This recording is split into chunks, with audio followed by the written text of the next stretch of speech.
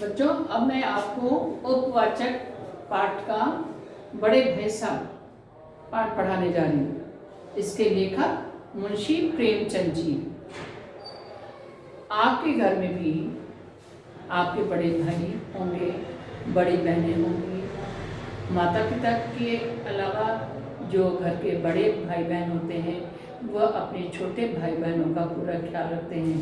जैसे कि उन्होंने बच्चों ने काम किया है, स्कूल का गृह कार्य जो मिला उसे पूरा किया है कि नहीं किया है, उसके कौन से मित्र हैं, मित्र कैसे हैं, पढ़ने में अच्छे हैं या नहीं हैं, उनका कैसा व्यवहार है।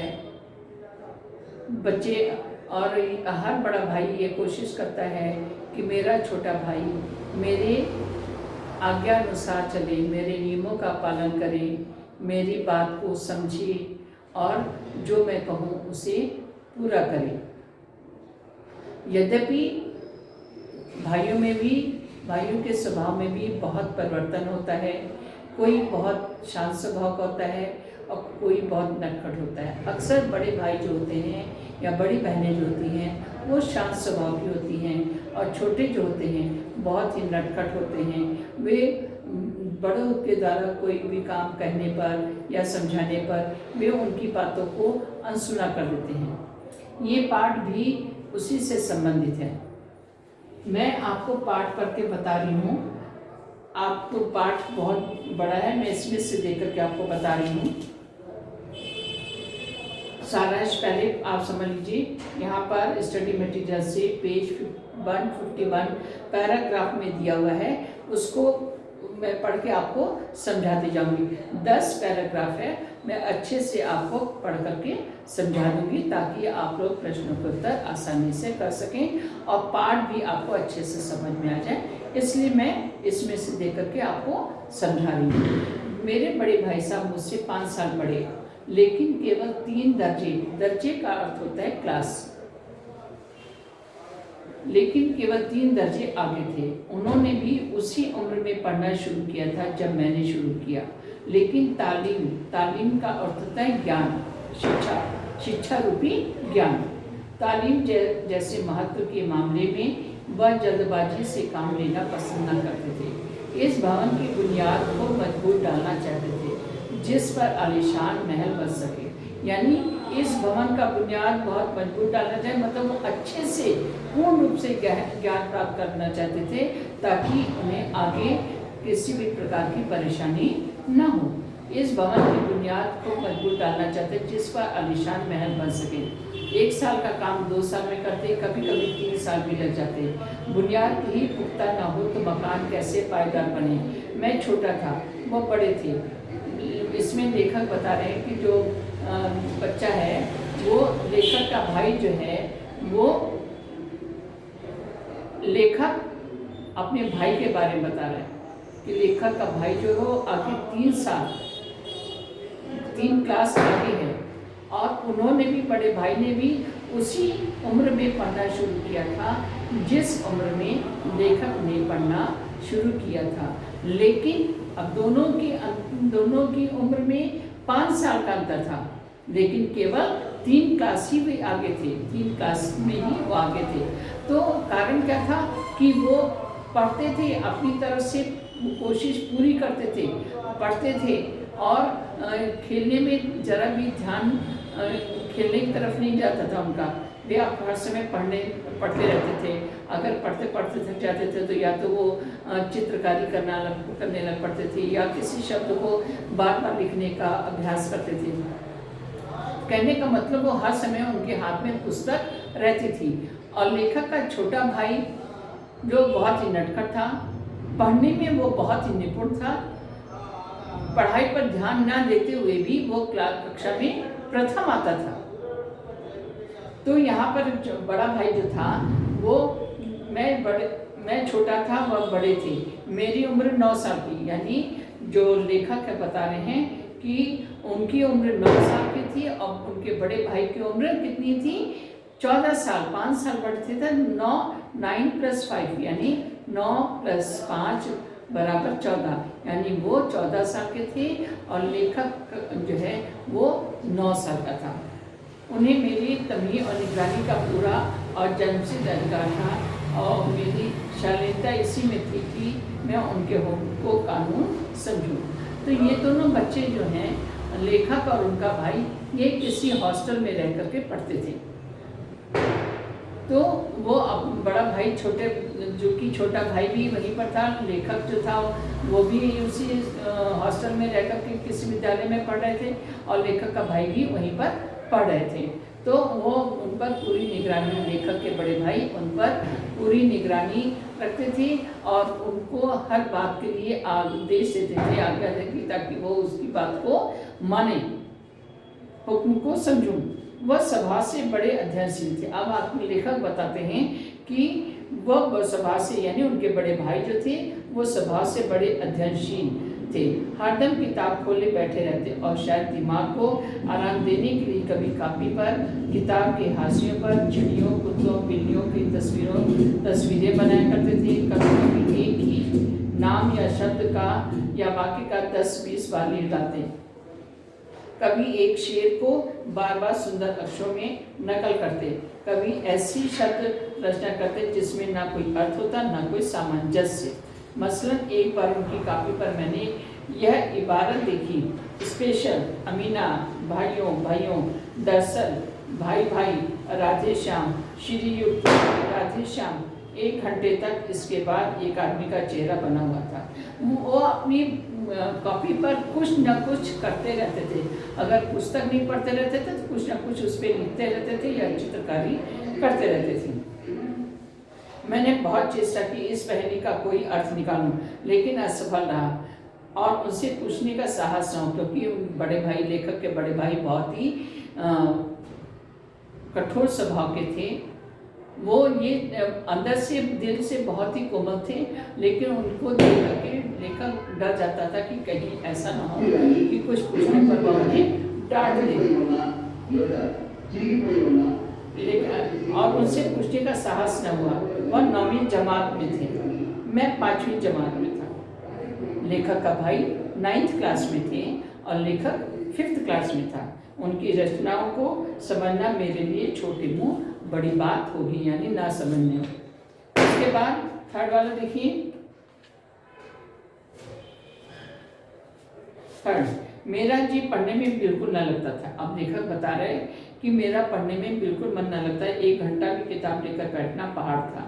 मौका पाते ही हॉस्टल से निकलकर मैदान में आ जाता और कभी कंकरियाँ उछालता, कभी कागज की तितलियाँ उड़ाता और कहीं कोई साथी मिल गया तो पूछना ही क्या, कभी चारदीवारी पर चढ़कर नीचे कूद रहे, कभी फाटक पर सवार उसे आगे पीछे चलाते हुए मोटर कार का आनंद उठा रहे हैं। लेकिन कमरे में आते बड़े भाई साहब का वह रुद्र रूप देखकर प्राण सूख जाते हैं। उनका पहला सवाल यह होता, कहाँ थे?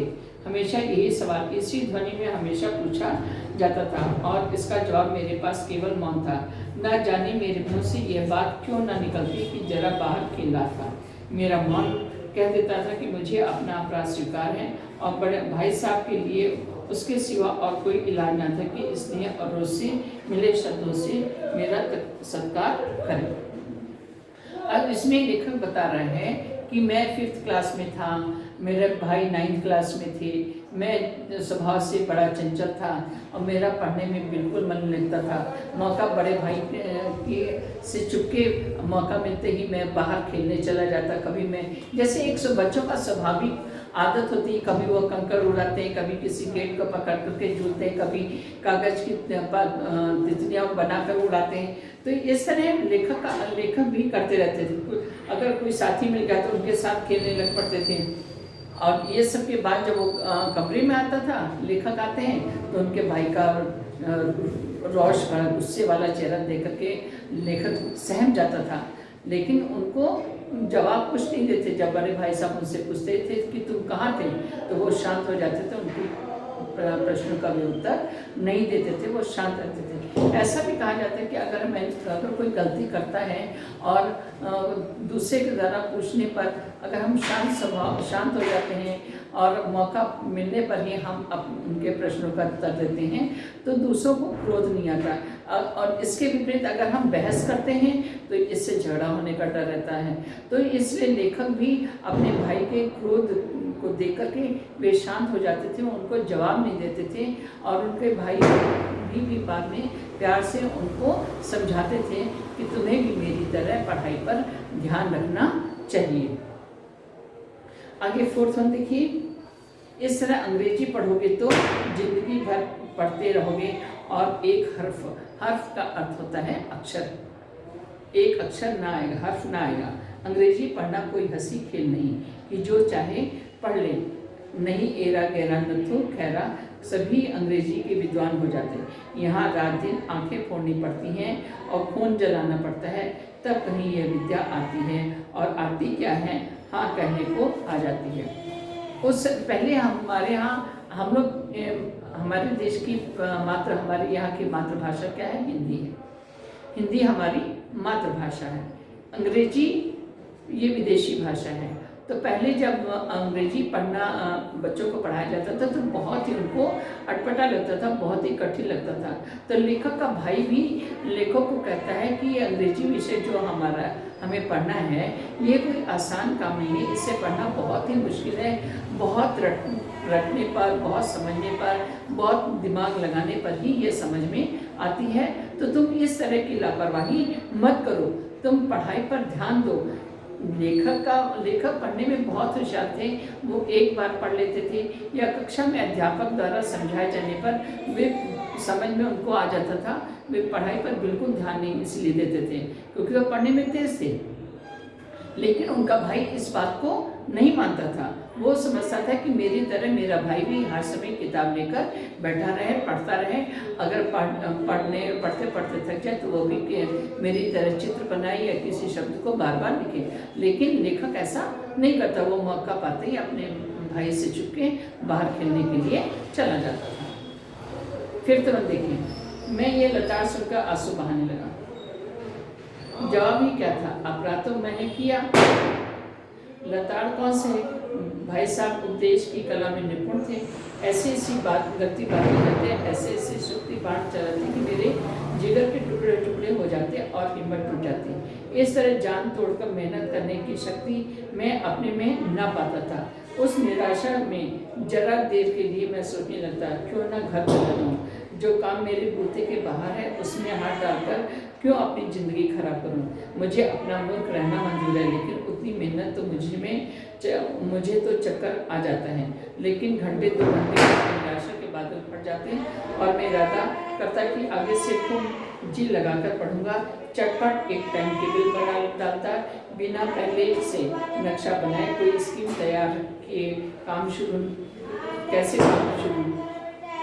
कैसे शुरू करूं। टाइम टेबल तो की मत बिल्कुल उड़ जाती है। कहने का मतलब ये है कि जब अगर हम समय सारणी, टाइम टेबल का अर्थ होता है समय सारणी, अगर हम समय सारणी बनाते हैं और समय सारणी के आधार पर हम अपना काम करते हैं तो हमारे सभी काम सुचारू रूप से हो जाते हैं। हमें किस समय उठना है, किस समय हमें सुबह पढ़ना है, किस समय में हमें स्कूल जाना है, स्कूल से आने के बाद थोड़ी देर खेलना है, खेलने के बाद फिर अपना गृह कार्य करना है और फिर पढ़ाई के पाठ का रिविज़न करके सोना है। तो इस तरह से अगर हम समय सारणी बना लेते हैं तो हमारा स्कूल का गृह कार्य पूरा होगा, क्लास वर्क पूरा होगा, हमें पाठ भी समझ में आ जाएगा, परीक्षा के समय हमें परेशानी नहीं होगी। लेकिन अगर हम समय सारणी नहीं बनाते हैं तो काम उल्टा हो जाता है, कोई काम हमारा सुचारू रूप से नहीं होता, सारा काम हमारा पिछड़ जाता है, जिसकी वजह से अध्यापक से हमें डांट मिलती है और हमें सबके सामने लज्जित होना पड़ता है। तो पहले जब भाई ने उन्हें डांटा कि अंग्रेजी पढ़ना कोई आसान बात नहीं है, जब उन्होंने डांटा तो लेखक पहले तो रोने लगा और सोचने लगा कि मैं जब मुझको ये भाषा नहीं आनी है तो मैं क्यों पढ़ूं, मैं घर वापस चला जाता हूं, मुझे नहीं पढ़ना है। फिर थोड़ी देर बाद फिर वो अपने आप को संयम करते हैं और सोचते हैं क्यों ना मैं समय सारणी बनाऊं और समय सारणी बनाकर अगर मैं अपना काम करूँगा तो मेरे सभी काम पूरे होंगे। आगे देखिए 6.1, मगर टाइम टेबल बना लेना एक बात है, उस पर अमल करना दूसरी बात। पहले ही दिन उसकी अवहेलना शुरू हो जाती। मैदान की वह सुखद हरियाली, हवा के हल्के हल्के झोंके, फुटबॉल की वह उछल कूद, कबड्डी के वह दांव घात, वॉलीबॉल की वह तेजी और फुर्ती मुझे अज्ञात और अनिवार्य रूप से खींच ले जाती। और वहाँ जाते ही मैं सब भूल जाता। वह जानलेवा टाइम टेबल, वह आँख फोड़ पुस्तकें किसी की याद आती और भाई साहब को नसीहत और फजीहत का अवसर मिल जाता। मैं उनके साय से भागता, उनकी आंखों से दूर रहने की चेष्टा करता। कमरे में इस तरह दबे पाँव आता कि उन्हें खबर न हो। उनकी नज़र मेरी ओर उठी और मेरे प्राण निकले। हमेशा सिर पर एक नंगी तलवार सी लटकती महसूस मालूम होती। फिर भी जैसे मौत और विपत्ति के बीच भी आदमी मोह और माया के बंधन में जकड़ा रहता है। मैं फटकार और घुड़कियाँ खाकर भी खेल कूद का तिरस्कार ना कर सकता। लेखक का भाई देखिए, पढ़ाई के साथ साथ खेलना भी जरूरी है, मनोरंजन भी जरूरी है।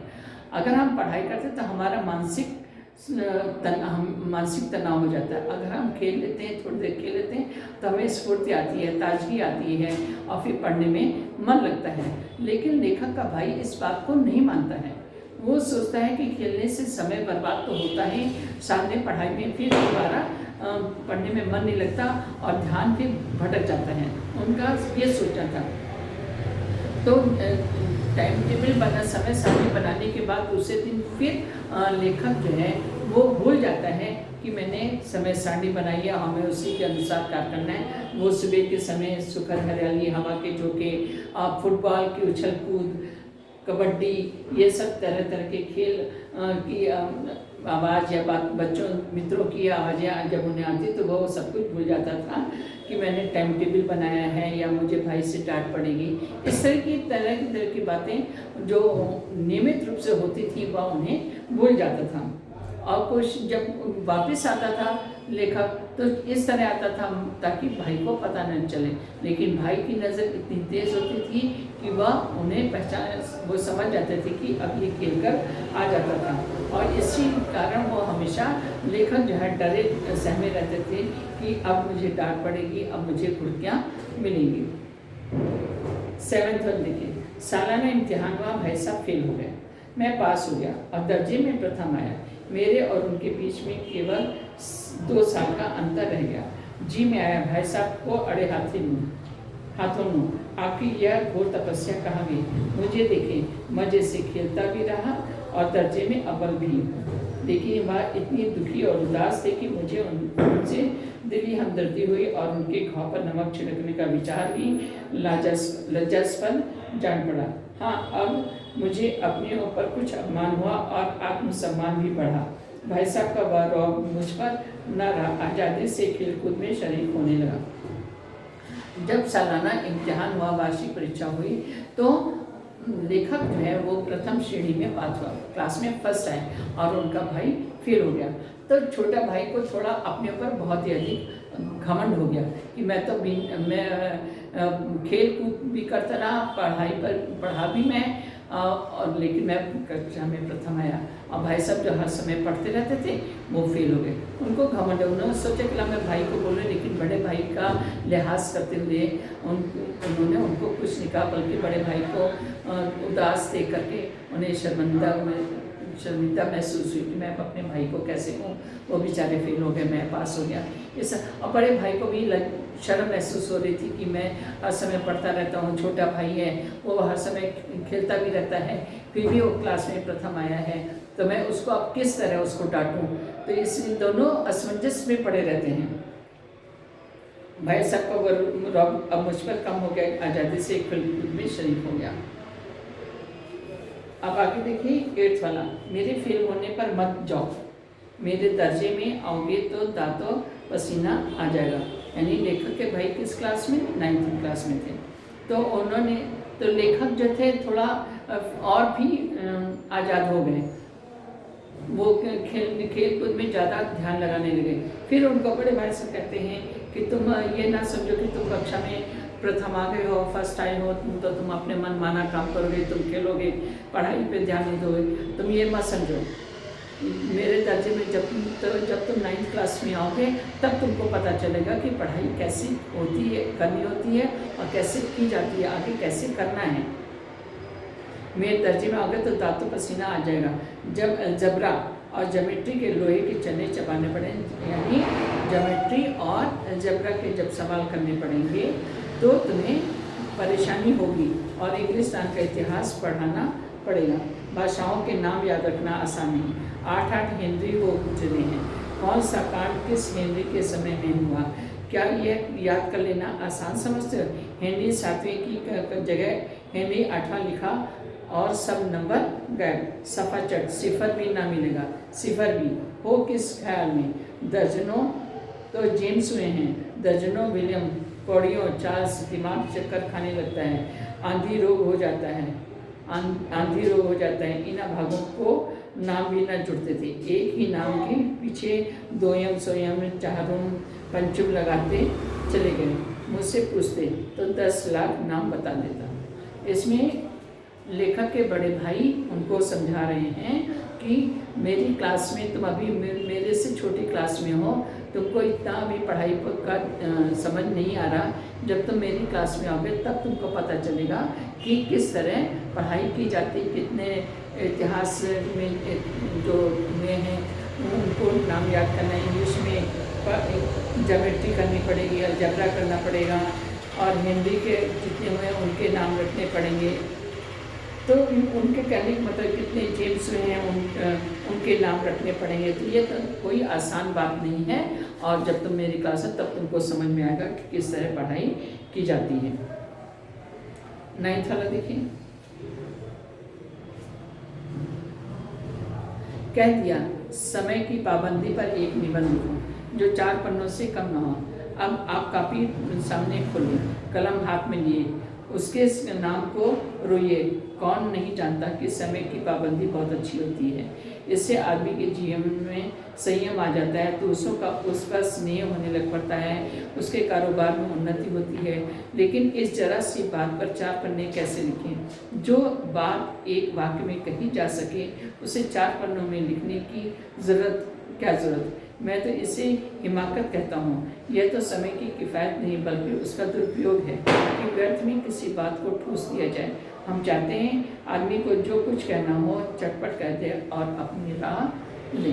अब इसमें कहा गया है कि समय की पाबंदी। समय का क्या पाबंदी यानी महत्व, समय का महत्व क्या है? देखिए, समय रुकता नहीं है, समय कभी नहीं रुकता, वह निरंतर बढ़ता रहता है। मनुष्य चाहे ये सोचे कि अभी मैं ये काम अभी नहीं बाद में कर लूँगा या आज नहीं कल कर लूँगा। मनुष्य ये सोच करके अपना काम छोड़ देता है, अरे ठीक है आज नहीं कल कर लूँगा, लेकिन कल कभी नहीं आता। कबीरदास जी ने भी कहा है, काल करे सो आज कर, आज करे सो अब, पल में परले होएगी बहुर करोगे कब। यानी आज जो काम करना है उसे अभी करो, उसे अभी करो। जो और कल के ऊपर कोई भी काम मत छोड़ो, क्योंकि कल कभी नहीं आता है, समय निरंतर चलता जाता है। फिर जैसे एक बच्चा 1 साल शुरू होता है, जब आपका स्कूल ओपन होता है, स्कूल ओपन होता है, 1 मंथ के बाद दूसरा मंथ आता है, तीसरा मंथ आता है, चौथा मंथ आता है, इस तरह आता जाता है। आपकी 6 मंथ तिमाही परीक्षा होती है, हर 6 माही परीक्षा होती है, FA1 FA2, फिर समेटिव 1, फिर उसके बाद जो है समेटिव 2 होते ही आपका एनुअल एग्ज़ाम हो जाता है। तो जो बच्चे समय का सदुपयोग नहीं करते, समय के महत्व को नहीं समझते, वो पढ़ाई पर ध्यान नहीं देते और अंत में क्या होता है कि वो परीक्षा में फेल होते हैं।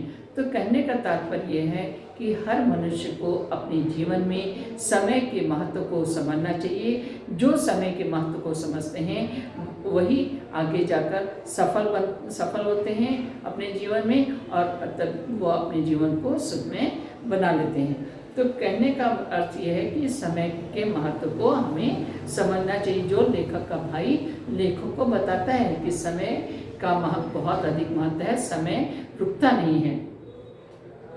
आगे देखिए,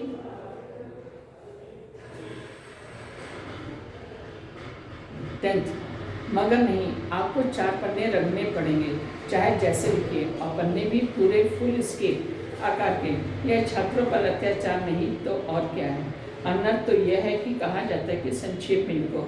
समय की पाबंदी पर संक्षेप में एक निबंध लिखो जो 4 पन्नों से कम और धीरे धीरे भी। उल्टी बात है या नहीं? उल्टी बात है या नहीं? बालक भी इतनी सी बात समझ सकता है, लेकिन इन अध्यापकों को इतनी तमीज़ नहीं। उस पर दावा है कि हम अध्यापक हैं, हमारे दर्जे में आओगे लाला तो ये सारे पापड़ बेलने पड़ेंगे और तब आटे दाल का भाव मालूम होगा। इस दर्जे में अव्वल आ गए तो जमीन पर पाँव नहीं रखते। इसलिए मेरा कहना मानिए, लाख फेल हो गया हूँ लेकिन तुमसे बड़ा हूँ। संसार का मुझे तुमसे ज़्यादा अनुभव है। जो कुछ कहता हूँ उसे गहरा बांध लो, यानी उस पर ध्यान दो, नहीं तो बाद में पछताओगे।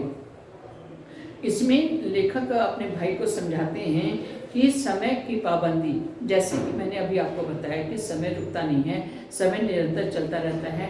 मनुष्य अपना काम करना बंद कर दे लेकिन समय निरंतर चलता रहता है, वो कभी भी नहीं रुकता है।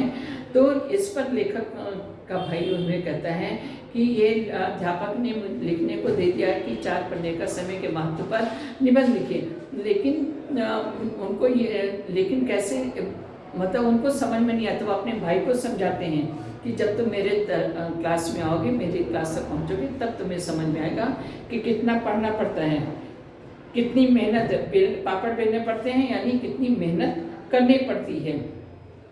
और तुम समझते हो कि तुम कक्षा में प्रथम आ गए तो तुमने पूरी ज्ञान प्राप्त कर लिया है, ऐसा नहीं है।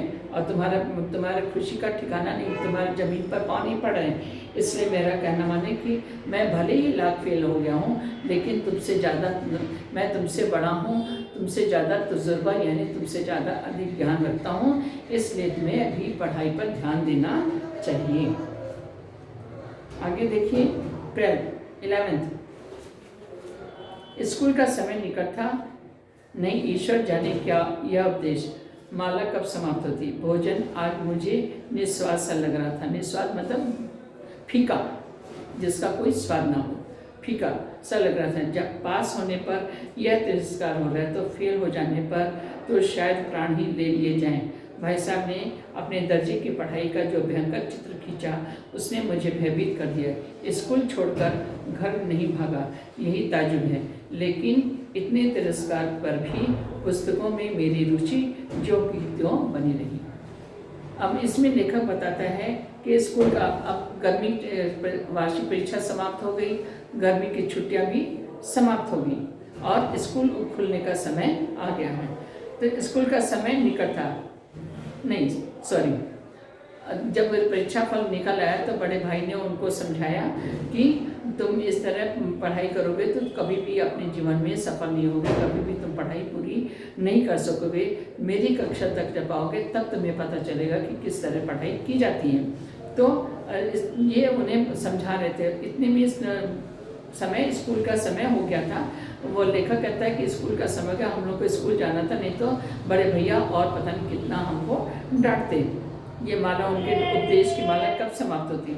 भोजन भी आज उनको उन भैया के मतलब लेखक के भाई के डांटने की वजह से भोजन भी उनको स्वादिष्ट नहीं लग रहा था, फीका लग रहा था। वो सोचने लगा अभी तो मैं पास हुआ हूँ तो इतनी बातें मैं सुन रहा हूँ, अगर मैं फेल हो जाता तो शायद मेरे प्राण भी ले लिए जाते। पढ़ाई के बाद अपने दर्जे का जो भयंकर चित्र उन्होंने बताया कि मेरी क्लास तक आओगे, मुझे देखो मुझे कितना पढ़ना पड़ा है, कितनी मेहनत करनी पड़ी। तो जो उन्होंने रूपरेखा बताई वो बहुत ही लेखक को डरावनी सी लगी, भयभीत कर दिया उसने। और उसने सोचा, पहले तो सोचते कि मैं घर चला जाता, फिर उन्होंने अपने संयम को बनाए रखा और स्कूल छोड़ करके नहीं भागे। लेकिन इतने तिरस्कार पर भी, पुस्तकों में इतनी डांट पड़ने पर भी, बड़े भाई द्वारा डांट पड़ने पर भी लेखक में पढ़ाई के प्रति रुचि कम और खेल के प्रति रुचि जो भी त्यों बनी रही। फिर सालाना इम्तिहान हुआ, 12th वाला देखिए। फिर सालाना इम्तिहान हुआ और कुछ ऐसा संयोग हुआ कि मैं फिर पास हुआ और भाई साहब फिर फेल हो गए। मैंने बहुत मेहनत नहीं की पर न जाने कैसे दर्जे में अव्वल आ गया।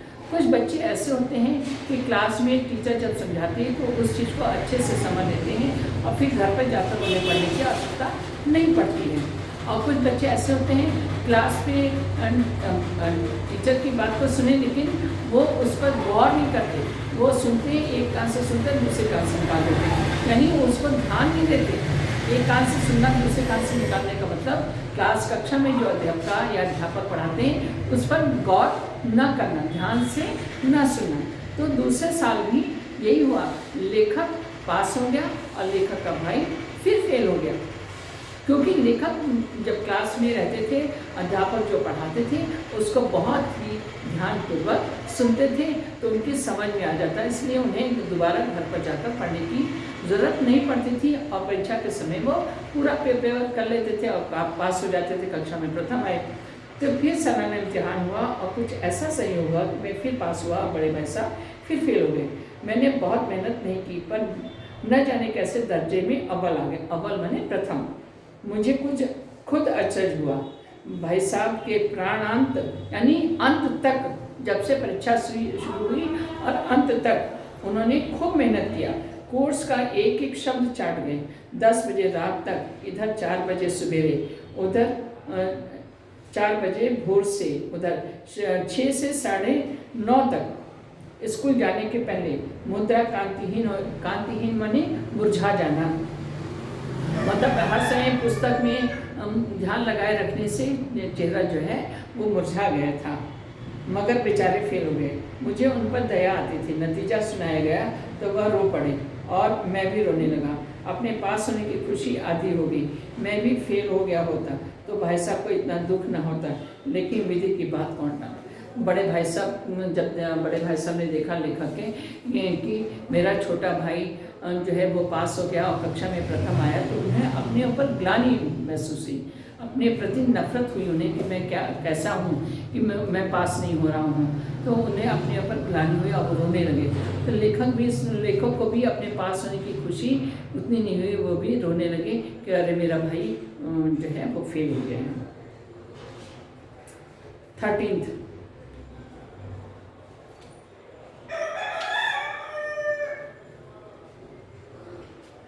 देखिए, अब भाई साहब बहुत कुछ नरम पड़ गए थे। कई बार मुझे डांटने का अवसर पाकर के भी उन्होंने धीरज से काम लिया। शायद अब खुद समझने लगे थे कि मुझे डांटने का अधिकार उन्हें नहीं रहा, या रहा भी तो बहुत कम। मेरी स्वच्छंदता भी बढ़ी, मैं उनकी सहिष्णुता का अनुचित लाभ उठाने लगा। मुझे कुछ ऐसी धारणा है कि मैं पास हो ही जाऊँगा, पास ही हो जाऊँगा, पढ़ूँ ना पढ़ूँ, मेरी तकदीर बलवाने। इसलिए बड़े भाई साहब के डर से जो थोड़ा बहुत पढ़ लिया करता था वह भी बंद हो गया। मुझे कनकौवे का अर्थ होता है पतंग, कनकौवे का अर्थ पतंग होता है। मुझे कनकौवे उड़ाने का नया शौक पैदा हो गया था और अब सारा समय पतंगबाजी की ही भेंट होता था। फिर भी भाई साहब का अदब करता और उनकी नज़र बचाकर कनकौवे उड़ाता था। मांझा देना, करने बांधना, पतंग टूर्नामेंट की तैयारियां आदि समस्याएं सब गुप्त रूप से मतलब छिपकर रूप से हल की जाती थी। मैं भाई साहब को यह संदेह न करने देना चाहता था कि उनका सम्मान और लिहाज मेरी नज़रों में कम हो गया है। अब लेखक मतलब बहुत ही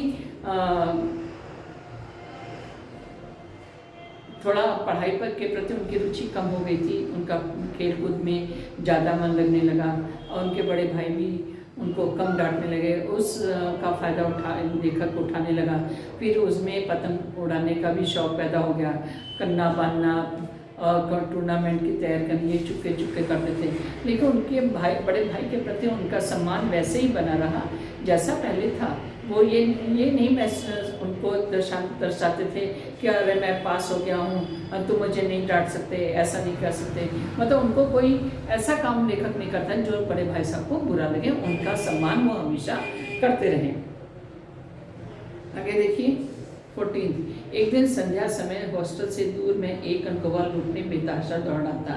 आंखें आसमान की ओर थी और मन उस आकाशगामी पथिक की ओर। आकाशगामी पथिक का अर्थ यहाँ पर किससे है? पतंग से है, जो मंद गति से झूमता पतंग की ओर चला रहा था। मतलब नीचे पतंग कट गई थी और नीचे की ओर आ रहा था। मानो कोई आत्मा सर्प से निकलकर विरक्त मन से नए संस्कार ग्रहण करने जा रही हो। बालकों की पूरी सेना लगे और झाड़दार बांस लिए इनका स्वागत करने को दौड़ी आ रही थी। मतलब सब पतंग लूटने के लिए दौड़कर दौड़ रहे थे उस पतंग को पाने के लिए। पतंग कितनी भी सस्ती क्यों ना हो, लेकिन बच्चों को लूटने में जो आनंद आता है वो अपने पैसे से खरीद कर उड़ाने में नहीं आता है। वो लूटी हुई पतंग उड़ाने में ज़्यादा मज़ा उनको मिलता है। किसी को अपने आगे पीछे की खबर न थी, सभी मानो उस पतंग के साथ ही आकाश में उड़ रहे थे, जहाँ सब कुछ समतल है, न मोटर कारें, न ट्राम, न गाड़ियाँ। मतलब बच्चों को इस चीज़ का आभास नहीं था और पतंग को पाने के लिए वो दौड़ते चले जा रहे थे। उससे एक बच्चा नहीं, कई बच्चे उस पतंग को पाने के लिए दौड़ रहे थे। उनको ये नहीं, मतलब उनको इतना होश नहीं था कि अरे हमें चोट लग जाएगी या हमारा दुर्घटना हो जाएगी, हमको हाथ पैर में चोट लग सकती है, इस सब का उनको ज्ञान नहीं समझ में है, उनको ज्ञान नहीं रहता। वो उनके ध्यान में उनको धुन रहती केवल पतंग, लूटी हुई पतंग पाने की, कटी हुई पतंग पाने की ही उनकी एक लगन होती है, जिसकी वजह से वो हर कष्ट सहने को तैयार रहते हैं।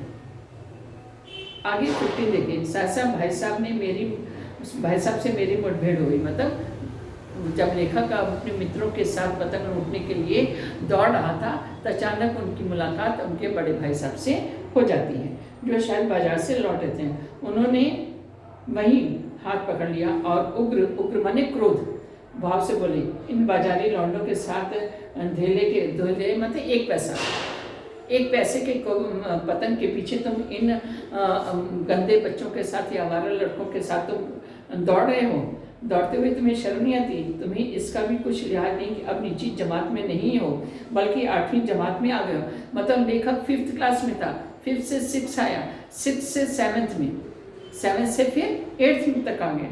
तो उनको लेखक का भाई उसको डांटता है। जब लेखक पतंग के लिए दौड़ आता तो उनके भाई जब उनको मिलता है तो हाथ पकड़ लेते हैं और कहते हैं कि तुम्हें शर्म नहीं आती, तुम्हें एक पैसे की पतंग के लिए तुम इन आवारा लड़कों के साथ दौड़ रहे हो, तुम्हें शर्म आनी चाहिए कि अब तुम 8th क्लास में आ गए हो, तुमको पढ़ाई पर और अधिक ध्यान देना चाहिए।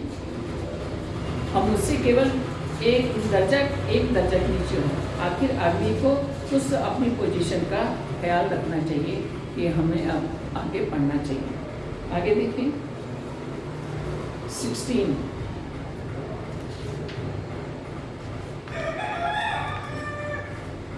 एक ज़माना था कि लोग 8वां दर्जा पास करके नायब तहसीलदार हो जाते थे। मैं कितने ही मिडिलचियों को जानता हूँ, मिडिलचियों का मतलब मिडिल क्लास पास किए हुए लोगों को जानता हूँ, जो आज अव्वल दर्जे के डिप्टी मजिस्ट्रेट या सुप्रिटेंडेंट हों।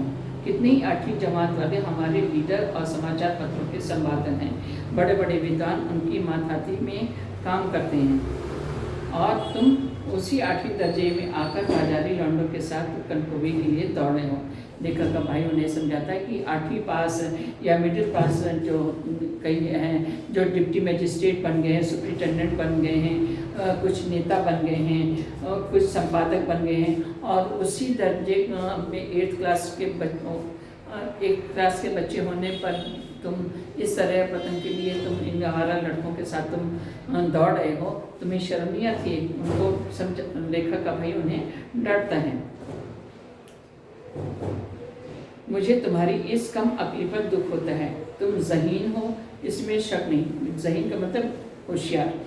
तुम ज़हीन हो, इसमें शक नहीं, लेकिन ये वह ज़हन किस काम का जो हमारे आत्मगौरव यानी सम्मान की हत्या कर डाले। तुम अपने दिल में समझते होगे कि मैं भाई साहब को से महज एक दर्जा नीचे हूँ और अब उन्हें मुझको कुछ कहने का हक नहीं है, लेकिन ये तुम्हारी गलती है। मैं तुमसे 5 साल बड़ा हूँ और चाहे आज तुम मेरी ही जमात में आ जाओ, और पर्यटकों का यही हाल है। मगर लेखक का भाई कहता है कि मैं तुमसे बड़ा ही रहूँगा। हर साल तुम 9 साल के हो, 10 साल के हो गए, 11 के हो गए, 12 के हो गए, और मैं 14 साल का हूँ। 14 से फिर मैं 15 कहूँगा, 16 कहूँगा, 17 कहूँगा। तो मेरी एज में निरंतर, तुम्हारी एज और हमारी एज में निरंतर 5 साल का डिफरेंस बना रहेगा। जो 5 साल का जो अंतर है वो निरंतर बना रहेगा, चाहे तुम मेरी ही जमात तक, हमारी कक्षा तक पास करके क्यों ना आ जाओ। लेकिन जो अंतर हमारी और तुम्हारी आयु में है वो वैसी ही बनी रहेगी।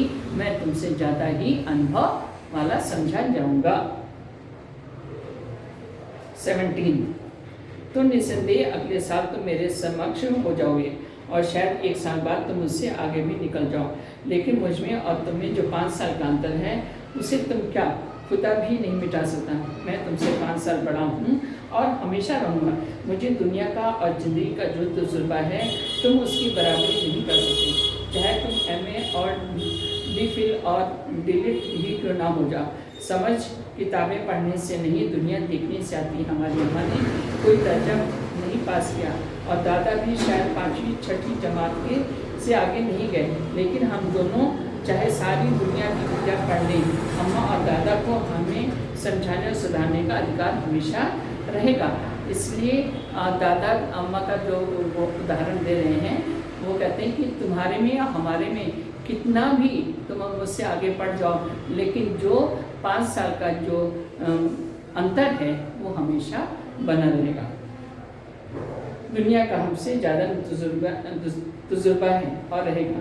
अमेरिका में किस तरह की राज्य व्यवस्था है, 8वें हेनरी ने कितने ब्याह किए, आकाश में कितने नक्षत्र हैं, ये बातें चाहे उन्हें ना मालूम है, लेकिन हजारों ऐसी बातें हैं जिनका ज्ञान उन्हें हमसे और तुमसे ज़्यादा है।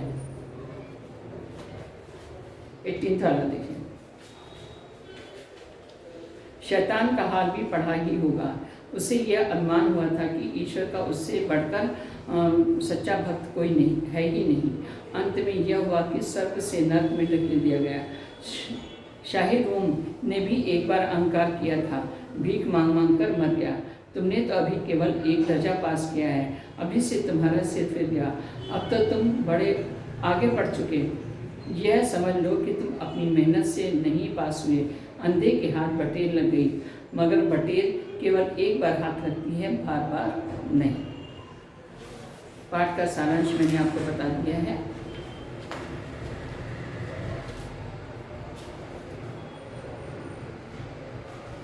और पाठ का जो है प्रश्नों के उत्तर जो हैं